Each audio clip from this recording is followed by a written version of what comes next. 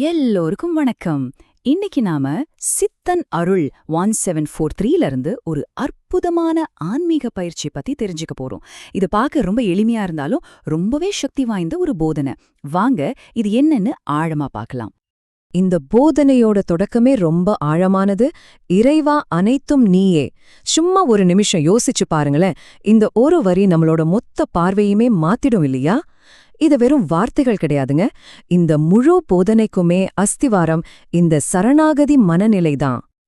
சரி, நாம முதல் பகுதிக்குள்ள போலாம். குருவின் அருண்மொழி. அந்த புனிதமான உபதேசம் இங்கிருந்துதான் ஆரம்பிக்குது. பாருங்க, இந்த போதனையோட சிறப்பே இதுதான். இதுல பெரிய பெரிய தத்துவங்களோ சிக்கலான விஷயங்களோ எதுவுமே இல்ல. ஒரு குரு தன்னோட சீடனுக்கு கொடுத்த ரொம்ப ரொம்ப சிம்பிளான ஒரு அட்வைஸ். ஆனா அந்த எளிமைக்கு பின்னாடி ஒரு பெரிய தெய்வீக வாக்குறுதி ஒளிஞ்சிருக்கு.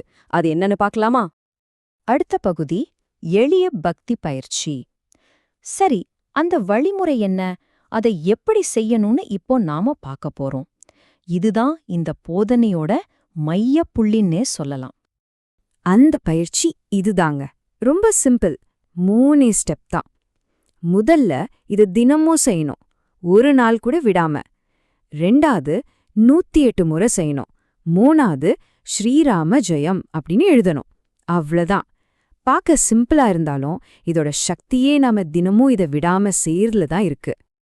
சரி, ஏன் கரெக்டா 108 முறை? இது ஏதோ சும்மா ஒரு நம்பர் கிடையாது. நம்ம ஆன்மீக மரபுகள்ல இந்த 108ங்கிற எண்ணுக்கு ஒரு பெரிய சக்தி இருக்கு.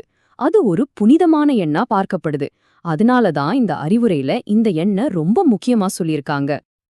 இப்போ நாம 3வது பகுதிக்கு வந்திருக்கோம். அனுமனின் தெய்வீக வாக்கு. ஓகே, இந்த பயிற்சியை தினமும் விடாம செஞ்சா என்ன கிடைக்கும்? அந்த தெய்வீக வாக்குறுதி என்ன? வாங்க பார்க்கலாம். இப்போ ரொம்ப ரொம்ப முக்கியமான ஒரு கேள்விக்கு வர்றோம். இந்த பயிற்சியோட உண்மையான பலன் என்ன? தினமும் 108 தடவை ஸ்ரீராம ஜெயம் எழுதுனா என்ன நடக்கும்னு அந்த குரு வாக்கு கொடுத்திருக்கார். தெரிஞ்சுக்க ஆர்வமா இருக்கீங்களா?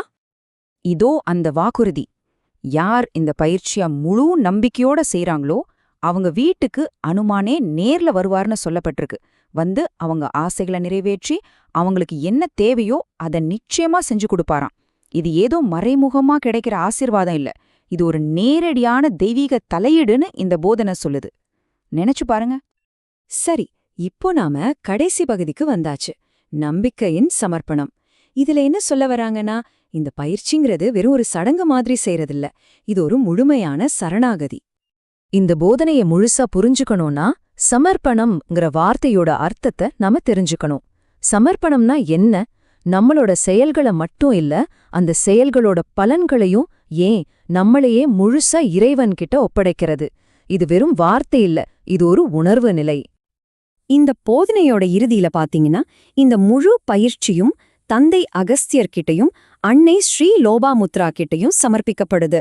இது அந்த குரு பரம்பரைக்கு நாம காட்டுற ஒரு ஆழமான மரியாதை.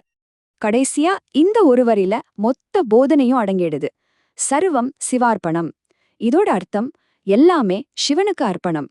நாம செய்யற ஒவ்வொரு செயலும், நம்ம ஒவ்வொரு எண்ணமும் இறைவனுக்காக கொடுக்கிற ஒரு காணிக்கையா மாறணும். அதுதான் இந்த பயிற்சியோட கடைசி இலக்கு. சரி, இந்த விளக்கத்தோட நிறைவுக்கு வரும்போது நான் உங்ககிட்ட ஒரு கேள்வியை விட்டுட்டு போறேன். ஒரு ரொம்ப சாதாரணமான செயலை இவ்வளவு ஆழமான நம்பிக்கையோட செய்யும்போது அதோட சக்தி எப்படி இருக்கும்னு நினைக்கிறீங்க? உண்மையிலேயே நம்பிக்கையோட ஆற்றல் என்ன?